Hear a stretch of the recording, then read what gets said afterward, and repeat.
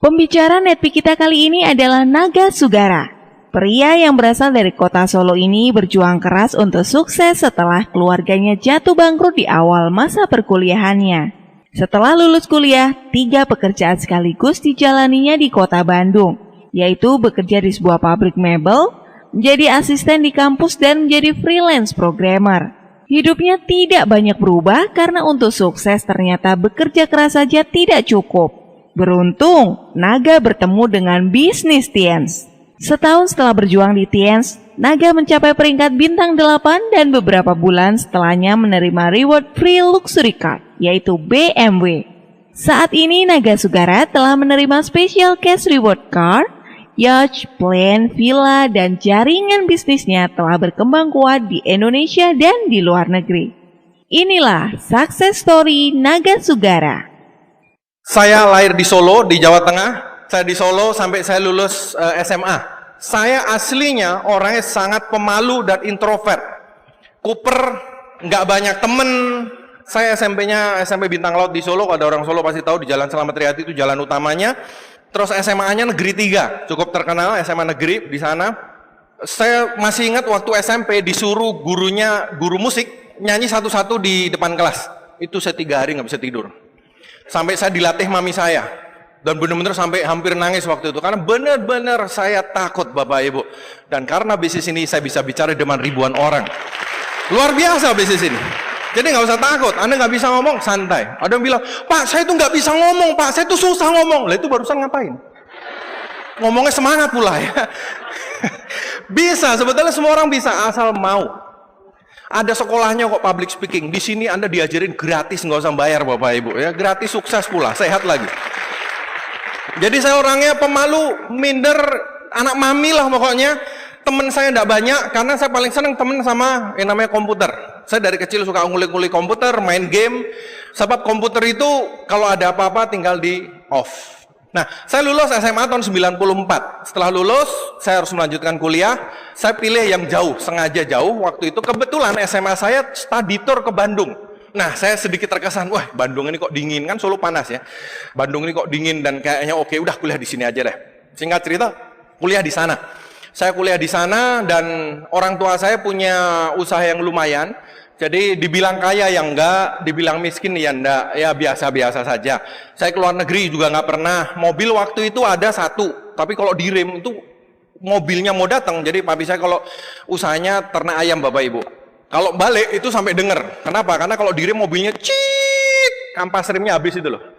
Jadi dari depan gang tuh udah kedengar tuh mobilnya datang itu. Nah, itu satu-satunya mobil yang kita punya. Jadi dibilang lumayan lah pokoknya. Kaya enggak, miskin enggak, biasa. Nah, saya melanjutkan kuliah. Dulu, awal-awal saya kuliah, saya juga nggak ngerti apa-apa, saya cuma berpikir begini, pokoknya saya kuliah, lulus, cari kerja. Kalau kerjanya bosen atau udah males, balik rumah, nerusin usaha orang tua. Saya cuma mikir gitu, istilahnya sudah ada backup plan. Ya. Kalau ada apa-apa, masih bisa pulang ke rumah. Cuman memang saya sengaja pilih kota yang jauh, dari Solo ke Bandung, di Jawa Barat, karena saya pengennya mandiri. Saya sadar bahwa saya anak mami. Jadi saya sengaja push diri saya untuk jauh dari orang tua. Saya pengen mandiri gitu. Jadi ini anak yang nggak bisa mandiri tapi pengen belajar mandiri. Nah, kalau saya baca buku ternyata nomor 1 yang harus disadarin adalah Anda sadar kekurangan Anda dan Anda mau memperbaiki. Nah, itu ciri orang sukses Bapak Ibu. Ya, enggak apa-apa. Semua orang pasti punya kekurangan, itu pasti, tidak ada manusia sempurna. Nah, itu saya sadar, saya orangnya kuper. Akhirnya saya kuliah di Bandung, di Unpar.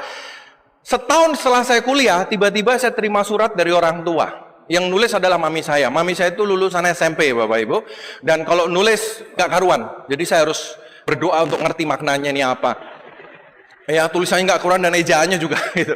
Tapi singkat cerita, saya cari-cari, intinya surat itu mengatakan bahwa kita bangkrut. Jadi usaha yang sudah dibangun oleh ayah saya puluhan tahun, itu habis. Rumah kami satu-satunya yang ada di Solo disita oleh bank karena nggak bisa bayar hutang.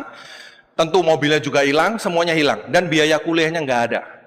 Wah, itu shock Bapak Ibu. Saya orangnya biasanya keras, tapi di situ saya benar-benar shock. Saya nggak ngerti mesti ngapain. Saya kerja nggak pernah, duit nggak punya. Jadi saya bingung waktu itu disuruh ngapain. Baca suratnya sampai gemeteran. Saya benar-benar bingung. Waduh, ini saya disuruh apa? Nah, sejak itu orang tua saya, ya pokoknya semuanya disita.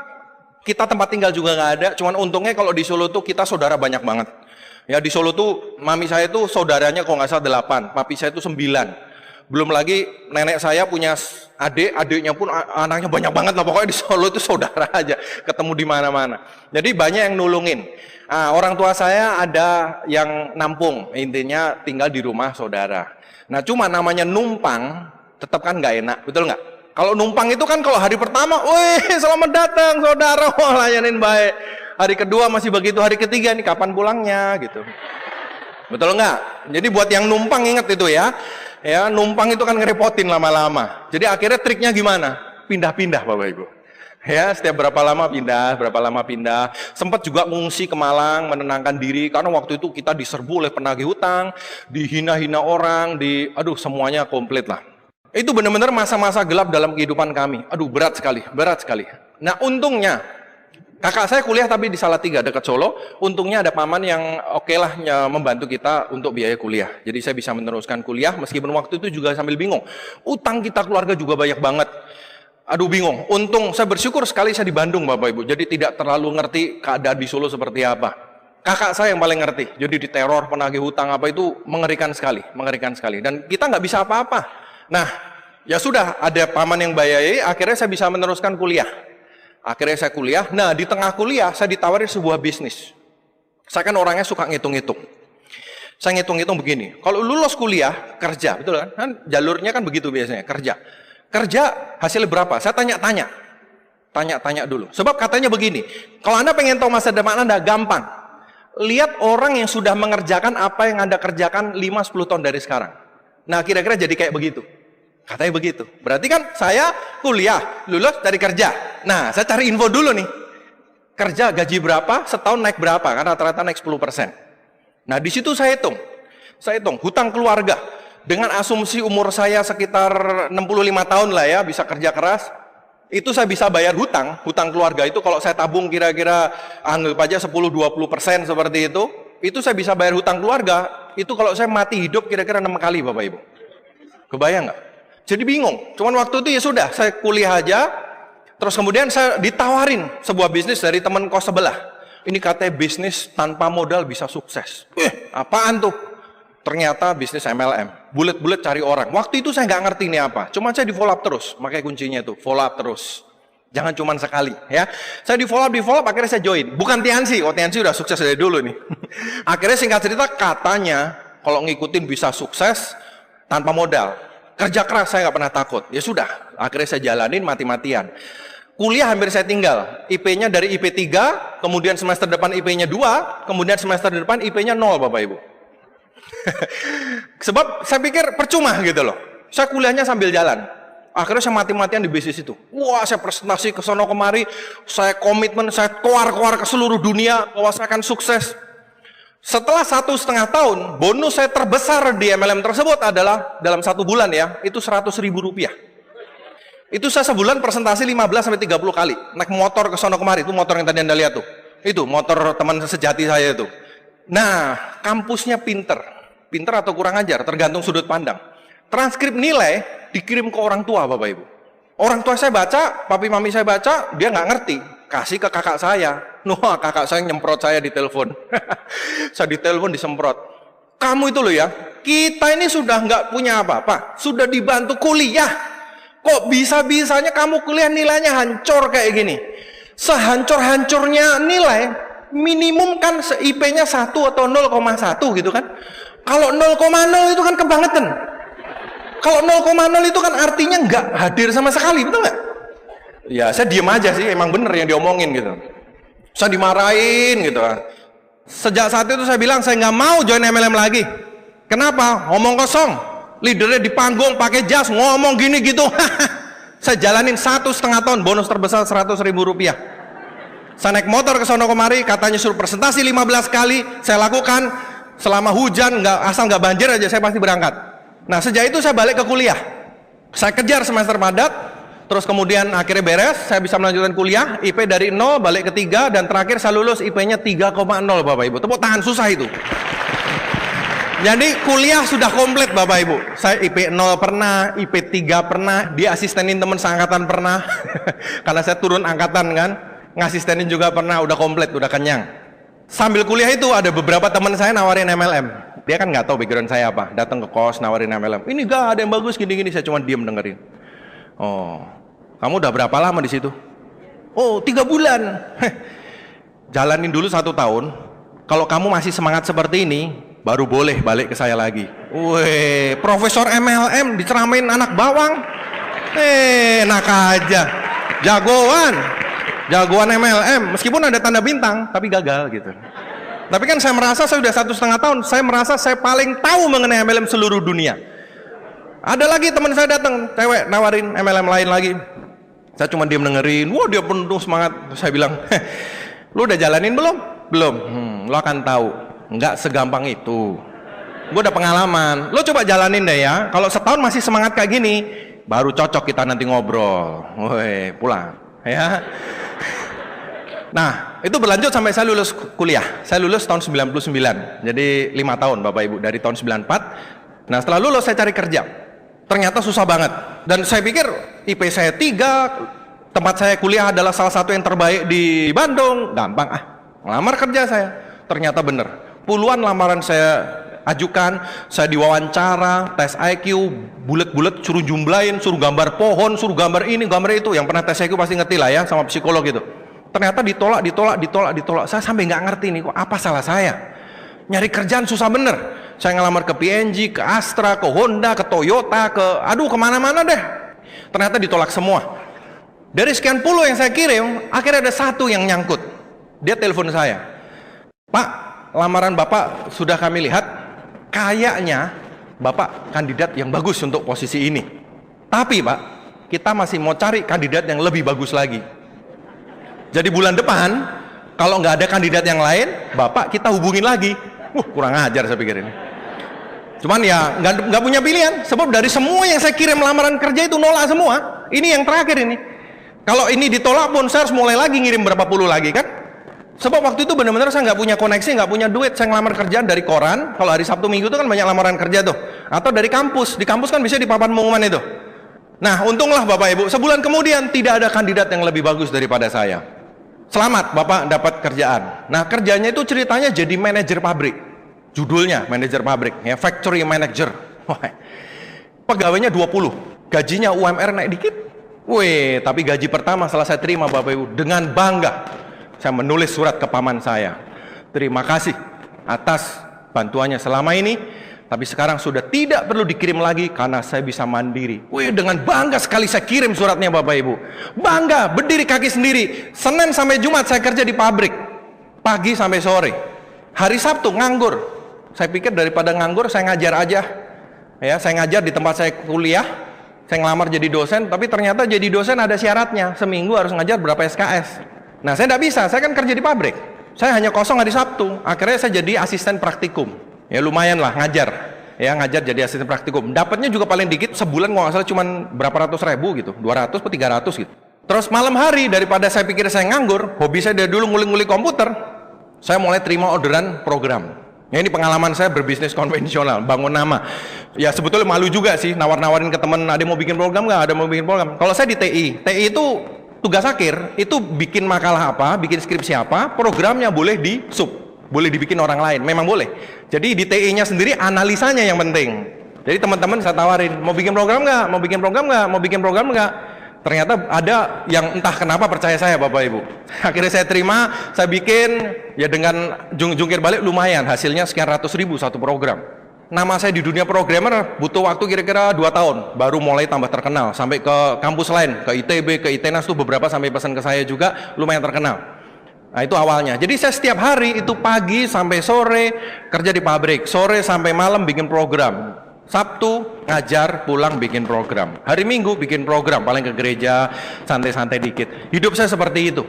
Cuman lama-lama saya pikir tabungan lumayan. Tapi kalau saya hitung dari utang keluarga masih jauh banget. Dan selama itu Bapak Ibu, banyak yang nawarin saya MLM dan semuanya saya tolak dengan kejam. Waktu itu saya berjuang, kerjaan 3. Katanya semua orang bilang, kalau mau sukses harus kerja keras. Ya sudah, saya kerja keras. Tapi satu hal yang saya nggak mau, MLM. Kalau bulat-bulat cari orang saya nggak mau. Kerja keras saya nggak takut. Kerjaan double-double, saya 3 pekerjaan, waktu habis. Sampai suatu hari Saya dipinjemin sebuah buku oleh teman kos saya.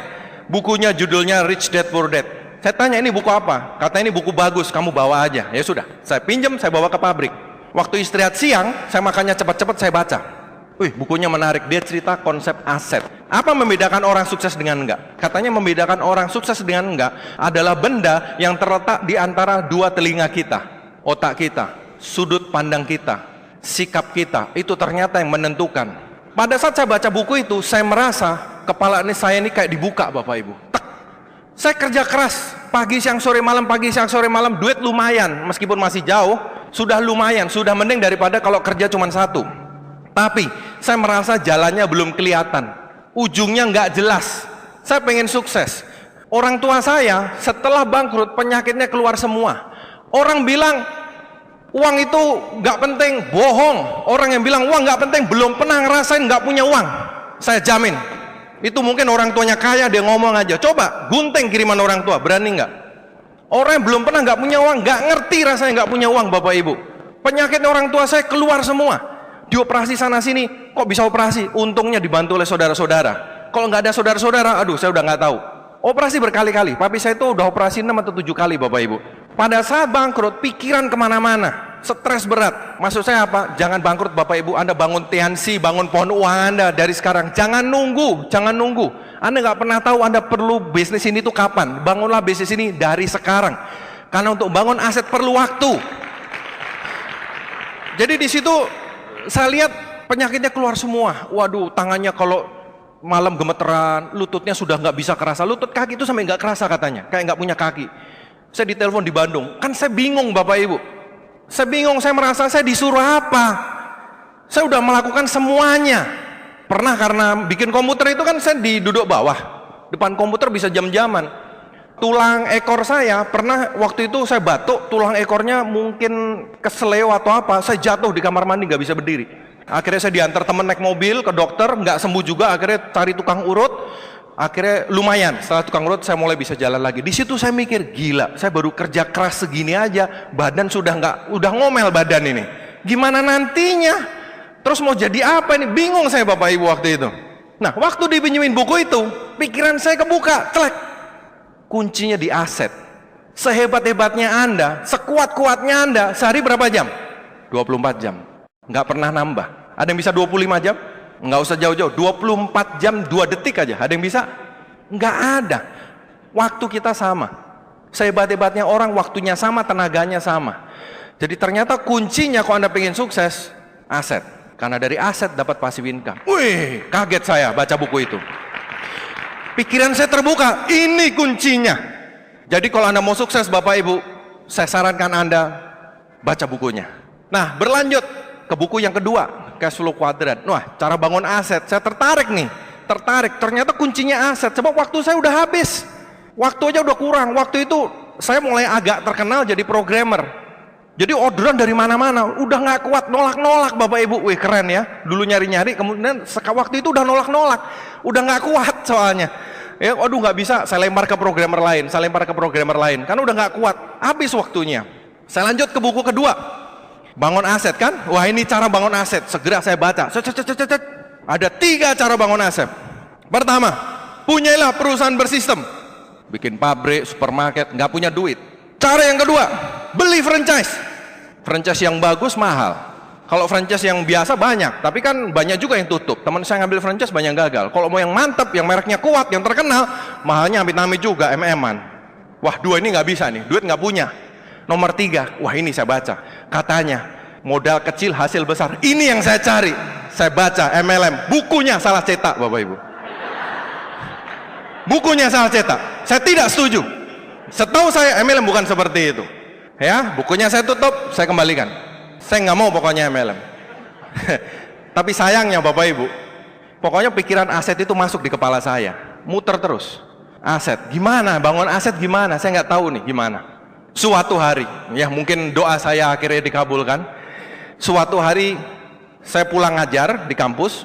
Dari 3 pekerjaan saya, yang hasilnya paling kecil adalah ngajar di kampus. Bener-bener untuk hobi. Sebulan kalau nggak salah 200 ribuan. Saya bikin program waktu itu sudah 500 ribu satu program. ngajar ini benar-benar ya, saya cuma mikir bagi ilmu sama ya untuk sarana kumpul-kumpul. Tapi ternyata dari kerjaan yang paling tidak menghasilkan secara uang, saya dapat jalur ke bisnis yang sangat luar biasa ini, Bapak Ibu. Itulah rahasia Tuhan yang kita nggak tahu. Jalurnya dari mana nggak tahu juga. Suatu hari habis ngajar, saya di parkiran motor, mau ngambil motor tercinta itu, didatengin salah satu murid saya kan. Dia bilang, boleh nggak mau mampir ke kos, mau nanya-nanya. Saya pikir mau nanya pelajaran toh. Kos-kosan saya dekat sama kampus. Saya bilang, udah datang aja nanti hari Kamis, karena waktu itu kalau nggak salah mau ujian. Saya yang bikin soalnya, kan asisten, bikin soal, yang ngasih nilai. Tapi kalau dia mau belajar, silahkan aja. Nah, waktu itu janjiannya sekitar jam 5 atau jam 6 sore, saya udah pulang kerja, ya bikin program, saya pikir istirahat dulu kan, pulang kerja mandi-mandi santai-santai begitu. Datang berdua ternyata. Yang murid saya ini perempuan, datang sama satu orang lagi laki-laki. Datangnya pakai baju rapi, itu di kos-kosan. Saya pakai jeans bolong.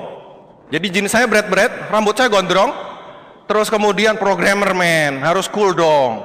Ya, waktu itu rambut saya gondrong, pakai kaos oblong. Kebetulan di pabrik itu boleh pakai baju apa aja. Kerjanya nggak harus rapi, nggak. Mereka datang, saya kaget lihat yang cowoknya pakai baju rapi, hem panjang, celananya kain, pakai sepatu mengkilat, bawa tas. Langsung saya lemes, mati aku MLM ini. Kok bisa tahu? Saya dulu begitu. Waduh, cilaka nih, terjebak saya. Mau kabur nggak bisa, udah kelihatan. Di mana ya? Wah, saya langsung nggak suka. Saya nggak suka karena saya pikir nanya pelajaran. Saya langsung nggak suka. Dan saya orangnya koleris, Bapak Ibu, bukan koloris ya. Anda baca personality plus tuh. Saya kok nggak suka langsung ngomong, nyemprot gitu. Mereka datang, wah dalam hati saya udah langsung asem mudahan. Saya dalam hati lihat aja, sebentar lagi basa-basi. Udah gitu nanti bilang mau presentasi. Bener Bapak Ibu. Basa-basi, hayo, udah gitu ngenalin, terus kemudian mau presentasi. Langsung saya bilang stop. Ini MLM ya? Iya. Kalau MLM, saya nggak mau ikutan. Anda digituin pulang nggak Bapak Ibu? Orang digituin pulang Bapak Ibu. Kok Anda pulang? Diamond Anda hilang satu Bapak Ibu. Ya. Nah, tipsnya gimana? Tipsnya gimana? Tugas kita itu sharing bisnis, betul nggak? Kalau belum sharing bisnis, belum presentasi, belum selesai kerjaannya. Jadi jangan pernah menerima jawaban sebelum dilakukan presentasi. Kenapa? Karena orang ini belum tahu bisnisnya apa, diceritain juga belum, kok udah bilang enggak. Jadi ilmunya adalah jangan pernah terima jawaban tidak sebelum dipresentasi. Oke? Nah, sama ternyata yang datang itu yang cowoknya bilang pakai kalimat yang saya masih ingat. Oh ya udah, tapi kan kita sudah di sini. Gimana kalau saya cerita sebentar aja? Dalam hati saya, kalau orang ini saya tolak terus pasti ngotot nih. Kalau ngotot terus, kapan pulangnya? Kapan saya bikin programnya? Nggak beres-beres. Ya, jadi saya bilang, oke, supaya cepat, silahkan cerita, tapi ingat loh, saya nggak mau join. Wih, keren. Jaga postur, profesor. Akhirnya mereka presentasi. Dan selama presentasi, saya setengah hati sebetulnya dan males. Jadi saya ngeliatin sono kemari. Saya udah tahu habis ini cerita ini. Dia cerita produknya bagus, saya bilang ya, semua orang bilang produknya bagus. Terus. Dia bilang ini beda. Terus saya bilang semua orang juga bilang ini beda. Mana ada orang bilang produknya jelek, betul nggak? Semua orang juga bilang ini beda bisnisnya. Udah terus. Udah malas duduknya juga miring gini. Terus. Saya nggak suka ngabisin waktu saya Bapak Ibu.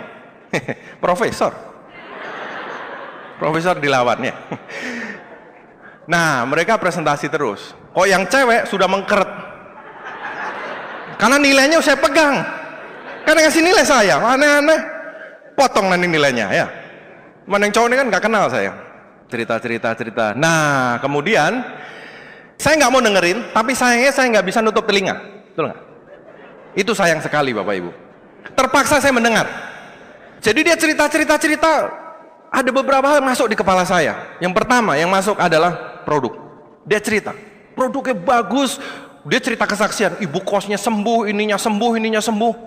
Dalam hati saya mikir, masa sih sebagus ini? Ya kan? Tapi itu saya udah kena. Dia cerita kesaksian. Kemudian dia cerita bisnisnya. Nanti akumulasi tanpa batas waktu, dapat mobil, dapat ini, langsung tuing. Mobil apa?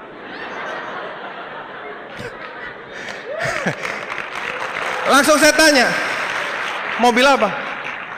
BMW waktu itu dibilang, dapat BMW. Oh, nah Bapak Ibu, Saya nggak ngerti mobil. Saya dari kecil naik mobil itu muntah Bapak Ibu. Jadi saya benci mobil. Saya benci mobil, sebab bau sedan, baru baunya aja, kepala saya udah muter. Ya, zaman kecil saya dibilang orang kampung katanya. Ah, biarin, daripada mabok. Soalnya habis mabok, Anda tahu proses mabok darat?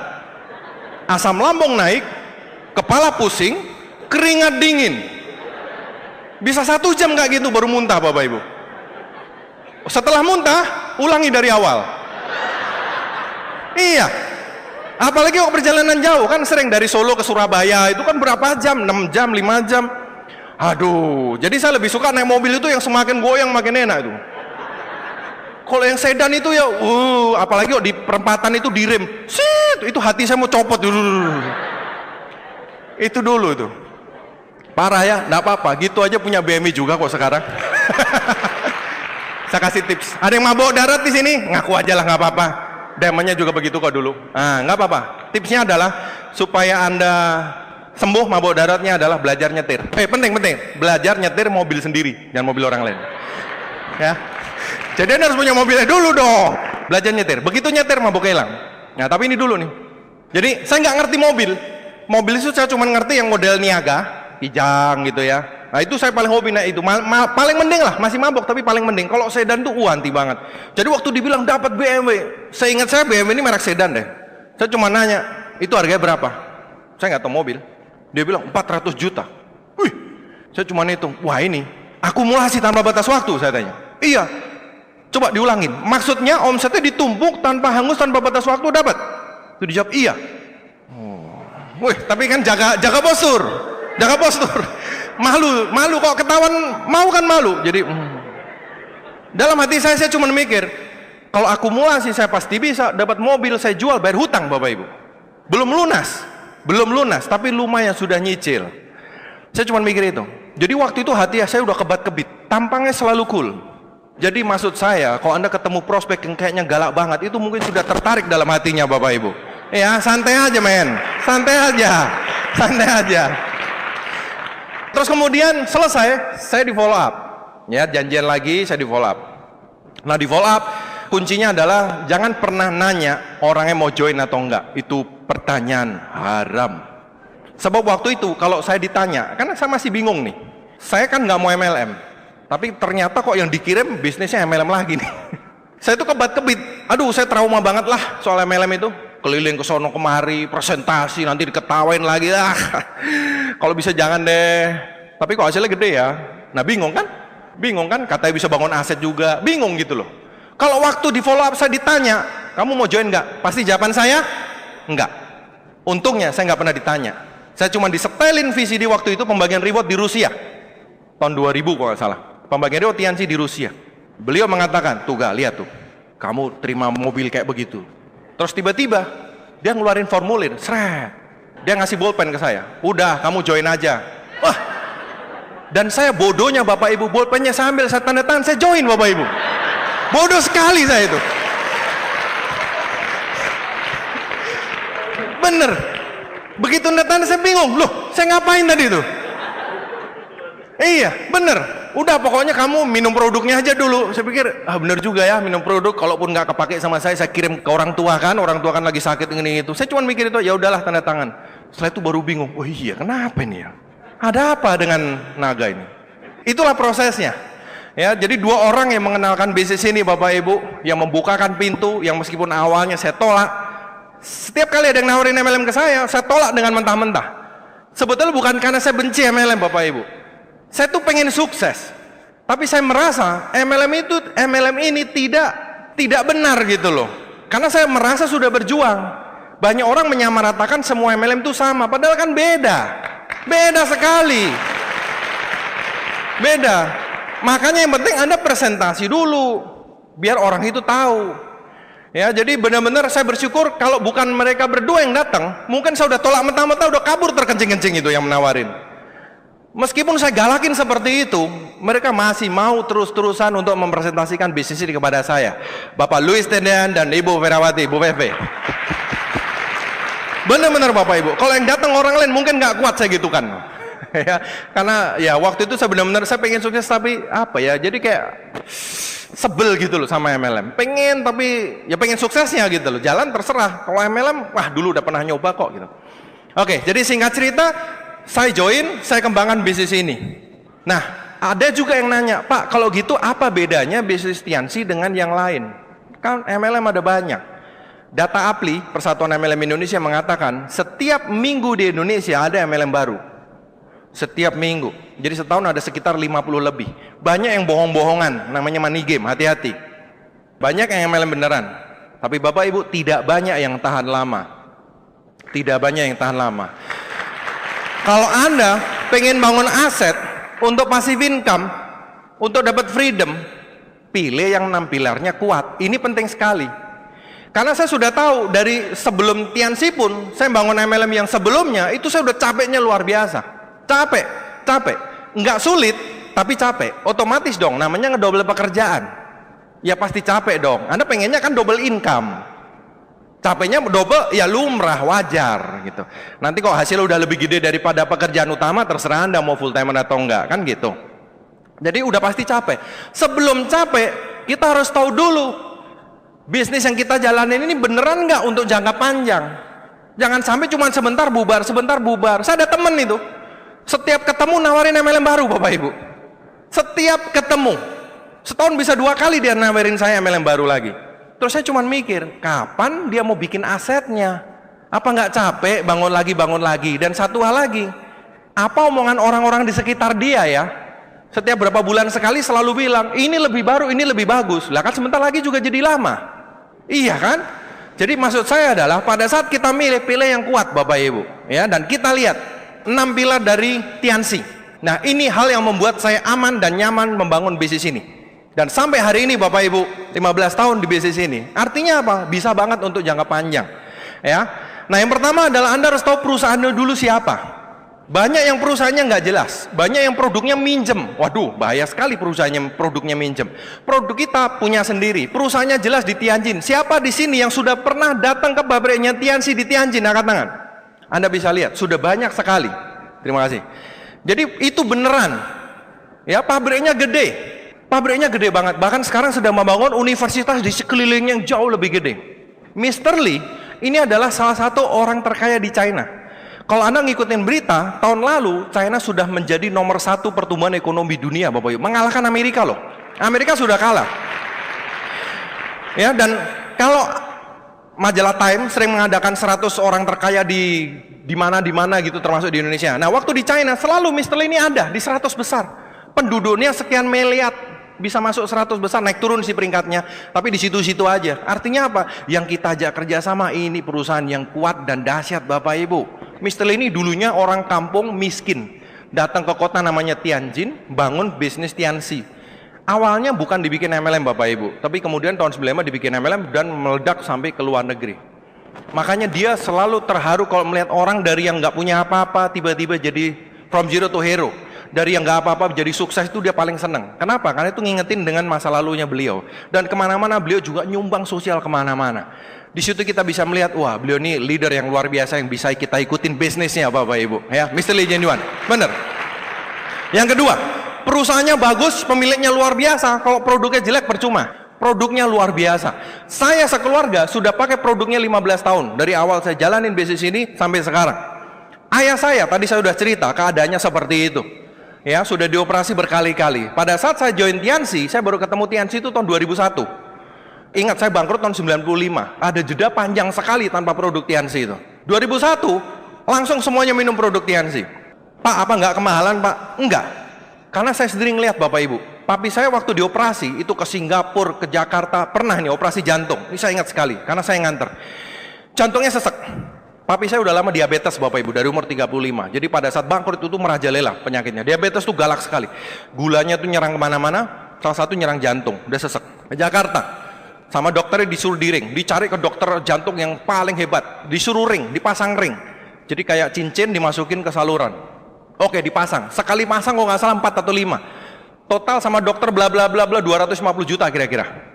Belum transportnya Solo Jakarta loh ya, belum nginep hotelnya, belum ini, belum plus. Oke, udah cek di sana, pulang.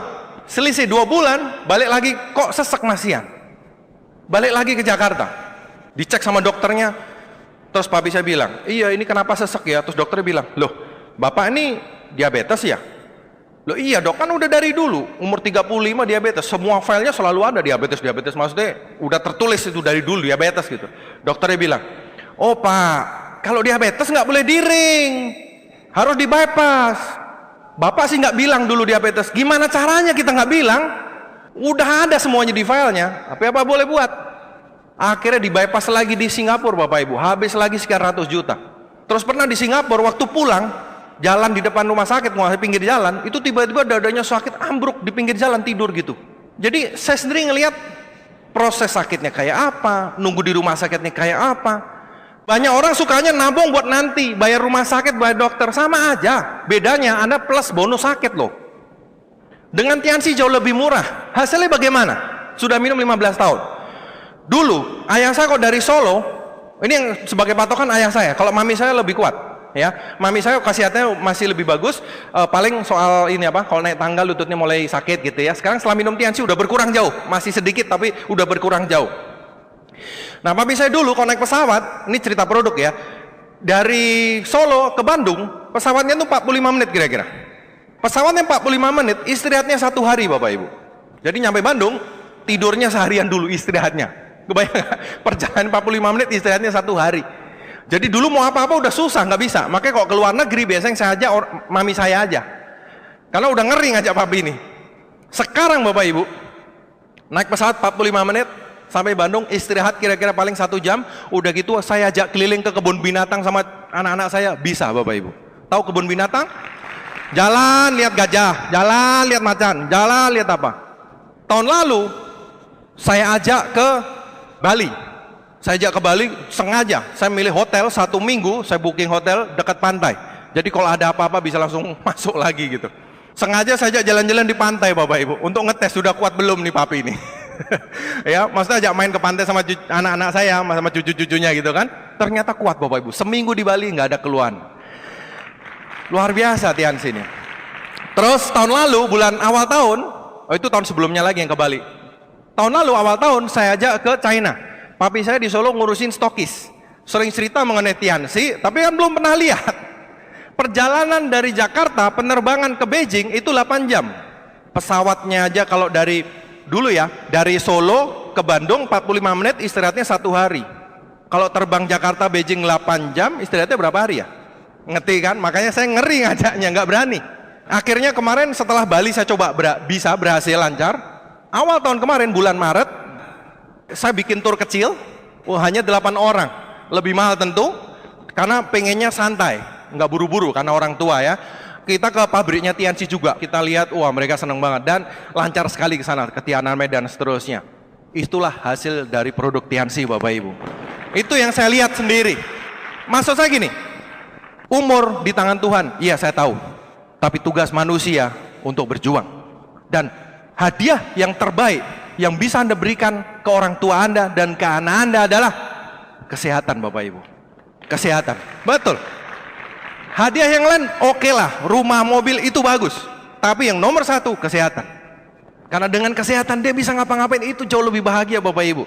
Yang ketiga marketing plan, duitnya. Marketing plan Tiansi itu simple banget. Bintang 3 ketemu bintang 3 320.000 titik.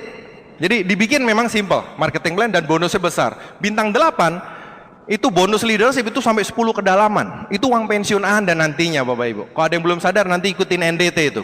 Di situ ada penjelasan bonus leadership 10 kedalaman bintang 8. Itu uang pensiun Anda nantinya. Dan sampai 10 kedalaman itu lama dan panjang. Itulah Tiansi Bapak Ibu. Iya. Yang keempat ada free reward. Tadi Anda sudah lihat ya, begitu banyak penerima free reward. Ini saya cerita tahun lalu aja di Indonesia. Ingat, di Indonesia sudah 16 tahun ya, tahun ke-16. Tahun lalu aja, tahun 2015, penerima Success Trip Vietnam tahun lalu aja itu 786 orang. Penerima free motor gratis senilai 18 juta itu 368. Glory Trip perjalanan ke luar negeri ini yang tahun lalu ya, ke Prancis atau ke China itu 702 orang.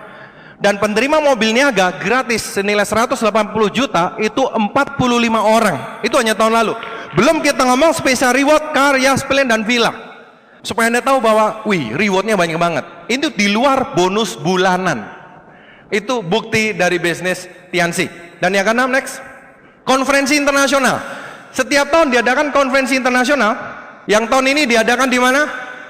Bali nanti September.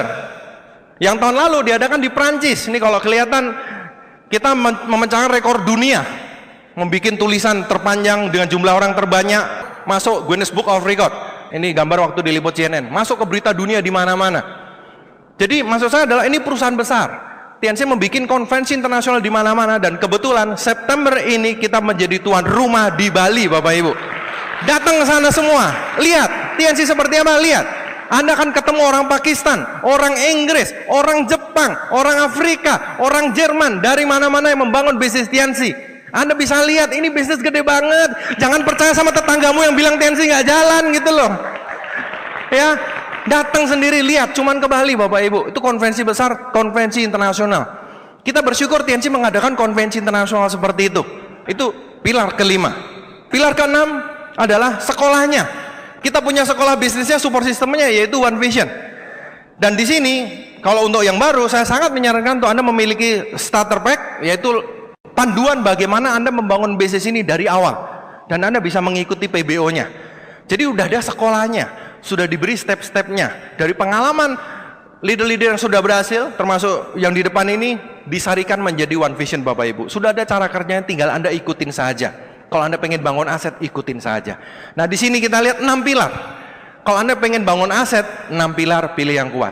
Setelah itu, kerja keras. Tapi Anda harus tahu, pilih dulu yang mana sehingga setiap keringat yang Anda keluarkan, hasilnya bisa maksimal. Ini sedikit perjalanan saya di Tianxi. Yang pertama, pertamanya part-time. Jadi awalnya saya menjalankan bisnis ini part-time. Saya punya 3 pekerjaan, ini pekerjaan saya keempat. Sebab ya, tadi saya udah cerita, tidak segampang itu saya cari kerja. Jadi selama masih saya kuat, saya double semuanya. Jadi waktu itu saya mengerjakan 4 pekerjaan. Kalau Anda tanya gimana, ya akrobat. Kalau Anda bilang Anda sibuk, kayaknya saya lebih sibuk deh. Ya, saya aja bisa kok, Anda juga pasti bisa lah. Saya punya 3 pekerjaan, ini pekerjaan keempat. Udah pokoknya diatur-atur aja.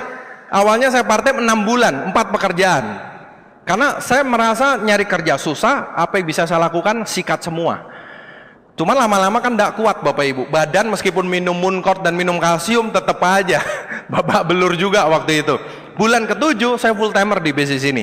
Saya lepas pekerjaan saya, dan waktu itu pada saat saya full timer mundur dari pekerjaan saya, bulan depannya saya dapat free trip ke China. Itu pertama kali saya ke luar negeri. Saya nggak punya paspor, saya nggak punya visa, bingung itu apa, dan sampai sana ya kayak orang kampung ke kota itu loh.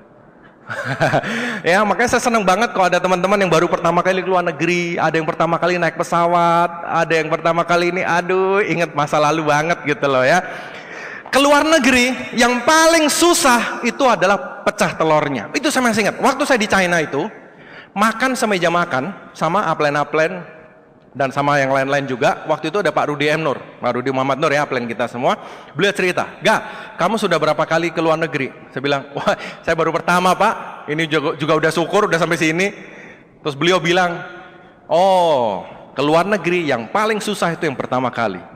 Kalau sudah pecah telur, kamu akan ke luar negeri terus." Wah, amin. Saya bilang. Dan terbukti Bapak Ibu, sekarang sudah keliling dunia kemana-mana. Saya mencapai bintang 8 dalam waktu 1 tahun. Terus kemudian beberapa bulan kemudian jadi Silver Lion. Terus meraih mobil pertama saya. Waktu saya terima saya nggak bisa nyetir Bapak Ibu. Jadi saya cari dolen saya yang pintar nyetir, saya belajar nyetir mobil sampai bisa. Tenang aja, makanya tadi saya bilang, Anda mabok nggak apa-apa, hilang kok maboknya. Asal Anda segera terima reward Anda, terus belajar nyetir, pasti hilang mabok daratnya. Ya sekarang saya One Diamond Gold Lion telah meraih semua reward Tianxi. Bisnis ini adil Bapak Ibu. Anda lihat Pak Rizky joinnya setelah saya. Beliau adalah grup saya, tapi beliau sudah 2 Diamond, luar biasa. Ya. Jadi maksudnya bisnis ini adil. Bukan siapa yang join duluan, tapi siapa yang kerja lebih keras. Kalau sudah peringkat Gold Lion above, itu cuma soal niat aja. Seberapa niat Anda mau naik peringkat. Ada yang tanya, "Pak, kok bisa Pak sound bintang 8? Iya Pak. Rahasianya apa? Simpel aja, saya udah kelamaan miskin. Benar-benar waktu itu saya pengen sukses Bapak Ibu. Benar-benar saya pengen sukses. Jadi begitu saya tahu ini ada jalan, meskipun waktu itu trauma. Yang paling berat buat saya adalah trauma. Trauma MLM itu loh. Nah Bapak Ibu, saya ingin sedikit membagikan kepada Anda ada beberapa tips. yaitu mengenai sikap. Sikap ini satu hal yang nggak kelihatan Bapak Ibu. Nggak kelihatan tapi efeknya dahsyat sekali. Karena kalau dilihat kasat mata nggak kelihatan, tapi itu di dalam. Makanya saya baru paham omongan bahwa kesuksesan seseorang, apa yang membedakan orang sukses dengan enggak, itu adalah benda yang di antara dua telinganya. Karena nggak kelihatan kan di antara dua telinga kita, otaknya kayak apa nggak kelihatan. Tapi yang di dalam itu menentukan kita sukses atau enggak. Ya, ada beberapa. Yang pertama yang kita harus yakin adalah hal ini. Yakinlah bahwa Anda juga berhak untuk sukses di hidup ini. Itu dulu. Yakinlah bahwa Anda memang layak untuk sukses. Buktinya apa? Saya beri dua alasan. Yang pertama, bukti pertama adalah bahwa Anda lahir di dunia ini. Pada saat sel sperma nyari sel telur cuma satu. Sel sperma itu ada jutaan. Dan hanya satu yang akan menang. Jadi dari sekian juta sperma itu, hanya satu yang akan menang. Yang satu itu adalah yang paling cepat nyampe sel telur dan dia akan melakukan pembuahan. Sisanya akan mati semua. Jadi itu urusan hidup dan mati. Jadi dari lahir Anda sudah ditakdirkan untuk menjadi seorang pemenang Bapak Ibu. Itu bukti yang pertama. Sudah terbukti Anda lahir itu Anda pemenang. Kalau enggak Anda pasti kalah rebutan sama yang lain. Kok sekarang belum? Gimana caranya? Kenapa? Mungkin soal waktu dan soal usaha. Tapi yang pasti Anda harus tahu bahwa seharusnya Anda bisa. Dan alasan yang kedua, apa bukti bahwa Anda juga bisa sukses? Maksudnya gini loh. Semua tadi sharing di depan, leader-leader maju, saya cerita, mau sampai berbusa-busa juga. Semuanya kan sia-sia kalau dalam hati Anda cuma bilang, oh hebat, weh, Pak Rizky hebat, wah emang hebat. Saya mah enggak. Itu, wah, Pak Ceng-Ceng, Pak Sibuan, Pak Jagus, wah hebat, wah luar biasa. Wah saya mah biasa-biasa aja Bu. Itu memang biasa, luar biasa semua. Enggak Bapak Ibu, semua yang tadi diceritakan di sini hanya ingin menunjukkan bahwa kalau kita bisa, Anda juga bisa. Ini saya masih ingat, ini Pak Luis yang waktu itu cerita. Makanannya kita sama, saya makan coto, Anda makan coto juga toh. Makan ketupat juga, makan nasi juga, sama Bapak Ibu.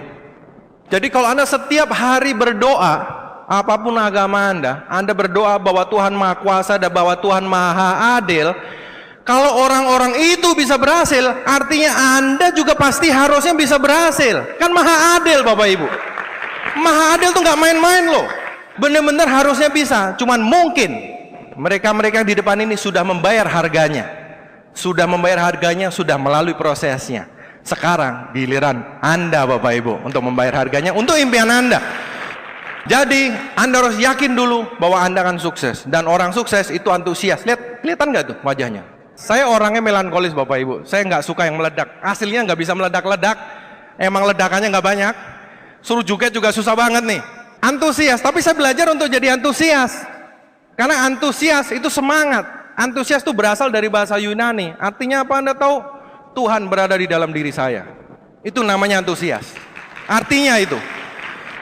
Jadi orang kalau punya Tuhan di dalamnya, dia akan semangat Bapak Ibu. Dia akan semangat. Nah, tularkan semangat ini. Albert Einstein bilang, energi tidak bisa hilang, hanya bisa berubah bentuk. Semangat kalau sudah ada, tinggal Anda teruskan ke grup Anda Bapak Ibu untuk membangun bisnis ini. Tularkan ke orang lain untuk membangun bisnis ini. Sukses, semangat. Dan Anda harus yakin bahwa Anda bisa. Itu dulu. Saya tahu mungkin sebagian, seperti saya dulu. Masa depannya nggak jelas, utangnya banyak. Ngomong-ngomong utang, saya lupa cerita. Setelah 12 tahun 95 bangkrut, akhirnya tahun 2007 Bapak Ibu, hutang kita bayar lunas semua. Ya itu benar-benar merdeka. Bagi yang belum pernah bangkrut pasti nggak tahu maksud saya apa. Tapi yang pernah bangkrut nih tampangnya beberapa kelihatan ini ya. Wah itu rasanya enak banget itu. Mau tidur aja nggak enak ya, gelisah begitu ya, kepikiran gitu. 2007 itu benar-benar freedom buat kita bayar hutang keluarga lunas. Dan ya kalau saya pulang ke Solo, kalau dulu nunduk Pak, banyak hutang soalnya. Sekarang kalau pulang ke Solo sudah bisa normal, ya nggak usah sombong, tapi normal aja gitu ya. Itu soal hutang. Jadi meskipun Anda sekarang dalam masa-masa berat, saya nggak tahu masalah Anda apa, tapi ya yang bisa saya sharingkan adalah, karena ini pengalaman hidup saya Bapak Ibu. Saya pernah dalam satu posisi yang benar-benar itu nggak ada jalan keluar, menurut saya waktu itu. Buntu semua jalannya. Hutang bukan hutang saya loh, itu hutang warisan, istilahnya kan begitu, hutang keluarga loh. Saya sedih sekali melihat orang tua saya kondisinya seperti itu. Saya berdoa, ya Tuhan, kasih saya waktu buat orang tua saya untuk membahagiakan mereka. Masa mereka nggak pernah hidup enak gitu loh. Pengalaman yang bisa saya ceritakan adalah, percayalah Bapak Ibu, kalau manusia mau berjuang, Tuhan tuh pasti membukakan jalannya. Ada aja jalannya dibuka. Mungkin Anda bilang, tapi jalannya buntu Pak. Iya, tapi itulah pikiran manusia. Itu pikiran manusia loh. Pikiran kita sendiri yang nutup. Percaya aja. Dari mana? Nggak tahu saya. Mungkin sekarang grup Anda rontok, saya nggak tahu. Tapi mungkin besok Anda akan ketemu 2 orang, 3 orang yang jauh lebih cepat dari seluruh grup Anda sebelumnya. Bisa jadi itu. Bisa jadi. Tinggal Anda mau nggak bayar harganya. Ya, jadi Anda harus semangat dan Anda harus yakin bahwa Anda akan bisa sukses. Percayalah bahwa Tuhan berada di dalam Anda semua Bapak Ibu. Di dalam saya dan di dalam Anda semua. Anda juga bisa sukses. Sikap yang berikutnya adalah Anda akan menuai apa yang Anda tabur. Ini seorang cewek, remaja muda namanya Kelly Rogers, tahun 2003. Ini orang Inggris. Dia menang undian $3 juta. Menang undian, di sana kan undian legal. Jadi dia beli undian mungkin cuma $1, $2. Menang hadiah utamanya $3 juta. Berapa itu? 40 M ya sekarang ya, kok 13.000 ya, 40 miliar, menang undian 40 miliar. Saya tahu ini mungkin beberapa dream Anda, maksudnya ada beberapa yang pengen masalahnya cepat selesai, semoga dapat warisan entah dari mana atau menang undian langsung urusan selesai. Banyak yang mikirnya begitu, betul nggak? Ya Tuhan, semoga besok saya buka pintu ada sekarung emas dong depan rumah biar masalah selesai. Ayo ngaku, ada yang doanya gitu toh? Saya tahu, saya dulu gitu juga soalnya. Kapan selesainya penderitaan ini dulu pikirnya gitu ya, tapi tidak bisa Bapak Ibu. Ada hukum tabur tuai. Apa yang Anda tanam itu yang Anda tuai. Kelly Rogers menang undian, dia nggak kerja nggak apa-apa. Anda tahu yang terjadi? Uangnya untuk foya-foya, beli mobil mewah, untuk operasi plastik sana sini, untuk pesta narkoba. Kalau nggak salah hanya dalam waktu 2 atau 3 tahun uangnya habis dan dia hutang lebih banyak dari sebelumnya. Dan waktu diwawancara dia bilang, saya menyesal menang undian. Kebayang nggak? Dapat uang 40 miliar, dia bilang menyesal. Anda tahu kenapa? Karena dia tidak menanam, makanya dia tidak bisa menuai. Maksudnya apa? Sorry, tidak ada makan siang gratis di dunia ini. Anda harus bayar harganya. Anda mau sukses, kerja Bapak Ibu. Ini bisnis menurut saya adalah jalan tol sudahan. 1-2 tahun, 40 juta sebulan, bintang 8 God Line keliling dunia, mobil dan seterusnya. Itu sudah cepat sekali loh. Ya, papi saya kerja puluhan tahun, balik ke titik nol, bangkrut, minus pula. Iya, nggak gampang Bapak Ibu, sangat tidak mudah. Ini sudah jalan tol. Jadi maksud saya adalah, kalau Anda ngadepin masalah, nikmati saja. Kenapa? Karena itu bagian dari prosesnya. Memang harus begitu.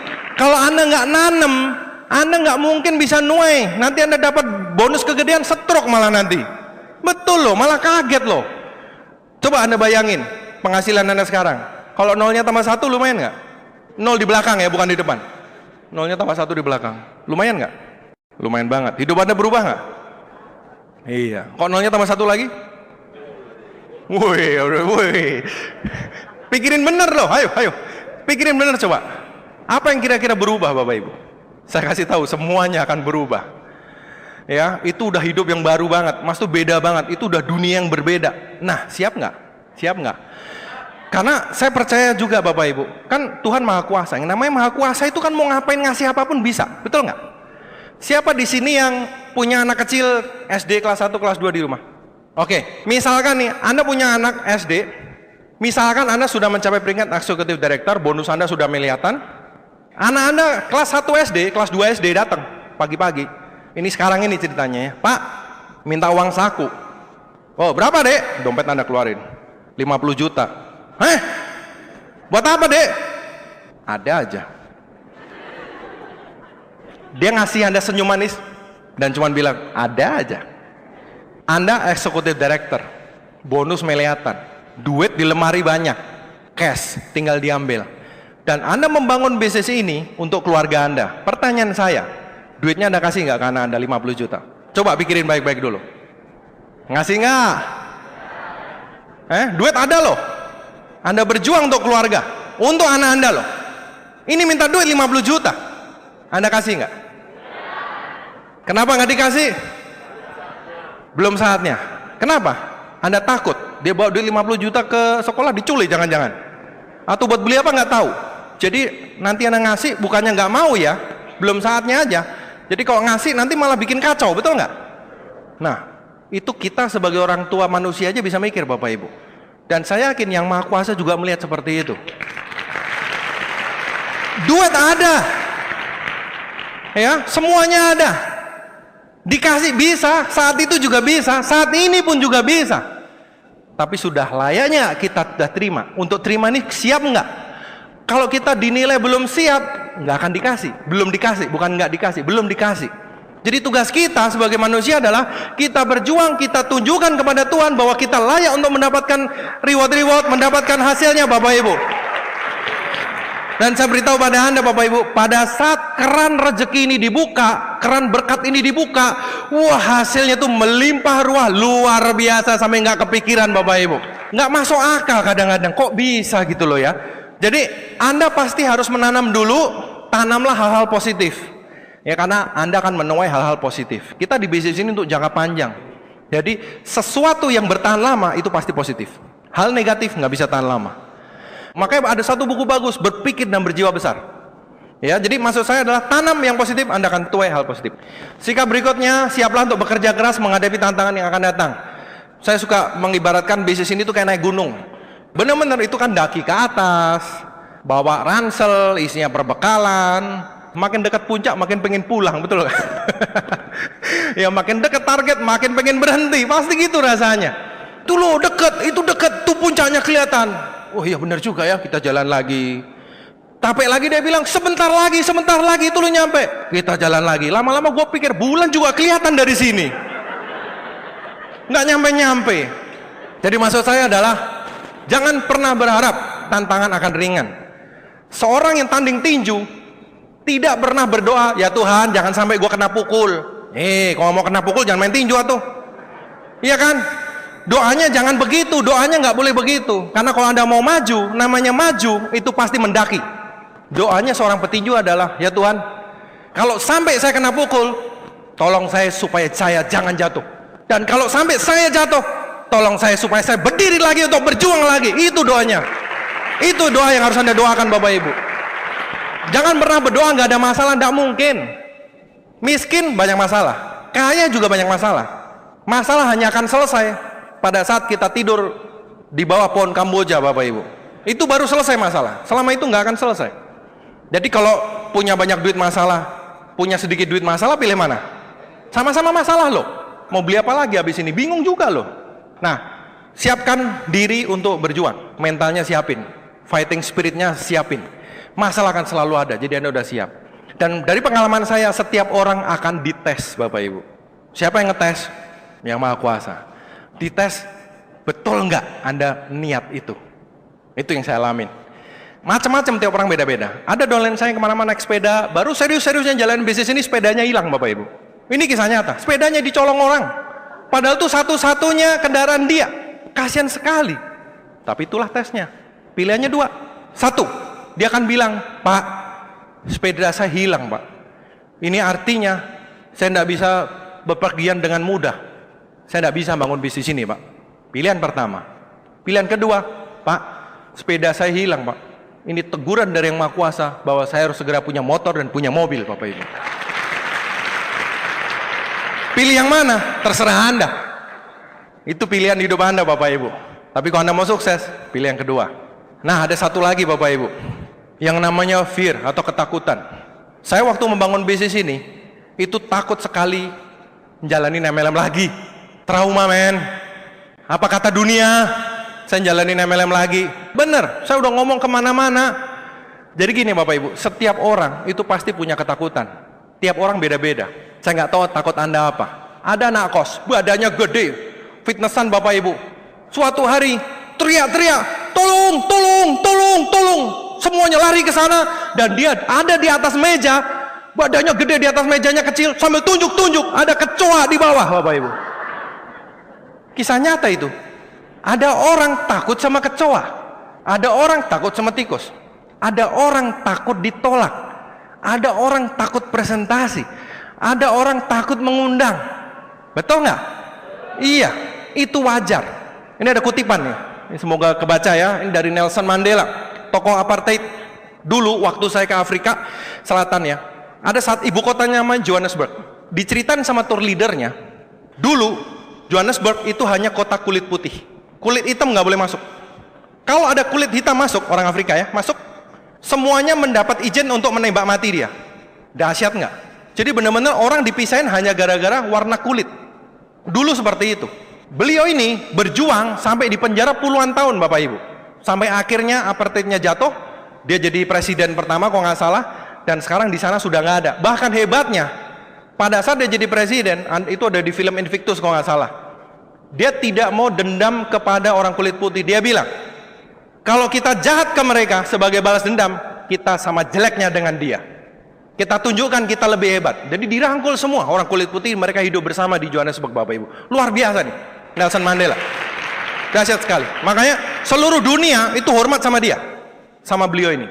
Nah, di situ dia mengatakan, orang berani itu bukannya tidak punya rasa takut. Jadi salah besar. Kok Anda bilang leader-leader di depan yang maju ke panggung itu nggak punya rasa takut, salah. Banyak yang bilang, wah itu hebat sekali. Enggak, Bapak Ibu.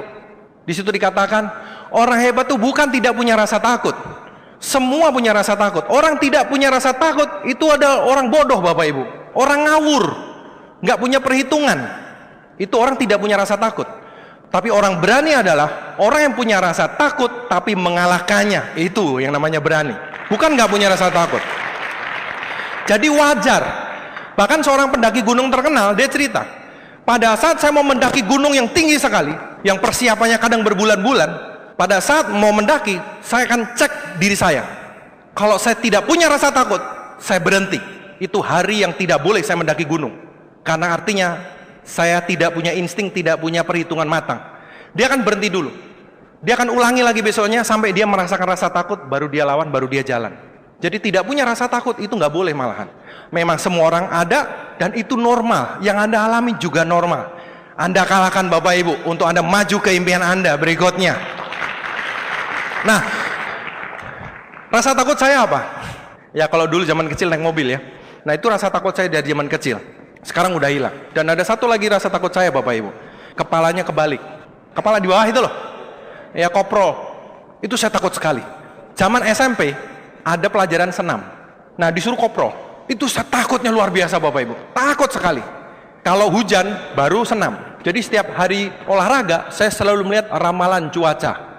Ramalan cuaca hari ini apa? Begitu takutnya saya dari sejak SMP. Ya, kalau saya disuruh naik roller coaster, naik macam-macam, kalau liburan ke Jepang kemana sama teman-teman, saya paling males. Saya bukannya, ya kalau naik lah, tapi saya nggak bisa menikmatin gitu loh. Karena salah satunya dari rasa takut ini. Nah, 2 bulan terakhir ini saya ikut yoga, Bapak Ibu. Dan di situ diajarin untuk headstand, kepala di bawah. Saya langsung lemes, Bapak Ibu. Saya takut. Tapi kita bertiga, saya dengan Bu Sela sama teman saya. Saya satu-satu yang nggak bisa, kan malu, leader. Wih, ya tapi takut sih. Terus gimana? Takut itu nyata, saya tahu. Untungnya gurunya bagus, benar-benar dilatih bertahap. Iya, sudah bisa begitu Bapak Ibu ya. Kepala di bawah, kakinya di atas. Ya, lumayan. Kuncinya apa? Anda takut, itu normal. Itu menunjukkan Anda manusia. Kuncinya gimana? Action aja, lakuin aja. Just do it, lakuin aja. Ini saya cerita sedikit, itulah ketakutan saya. Benar-benar saya takut. Itu nyata sekali takutnya Bapak Ibu. Jadi ketakutan itu normal, lakuin aja, lakuin aja.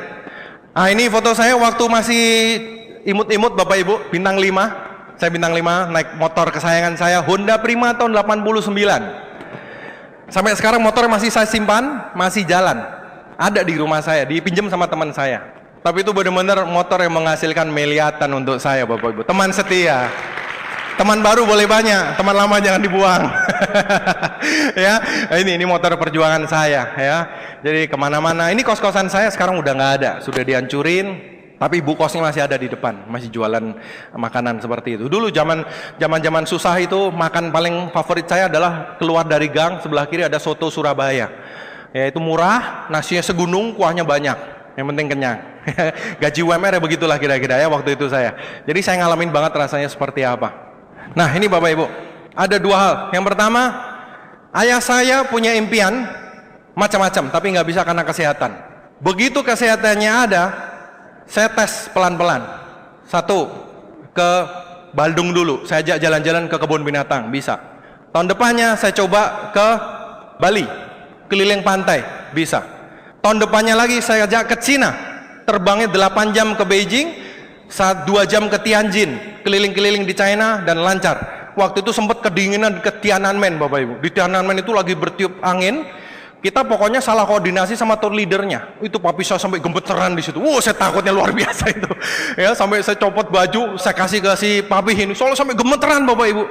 Jadi waktu itu kita ngotot pengen melihat pergantian bendera di Tiananmen. Di lapangannya itu ada bendera, itu tiap jam 5 sore, jam 5 atau jam 6 itu diganti sama tentara. Rumornya mengatakan pergantiannya keren. Jadi kita ngotot nungguin di situ gitu loh. Nah, saya lupa si papi kan nggak sekuat kita. Jadi akhirnya mojok di sana terus gemeteran sampean gitu.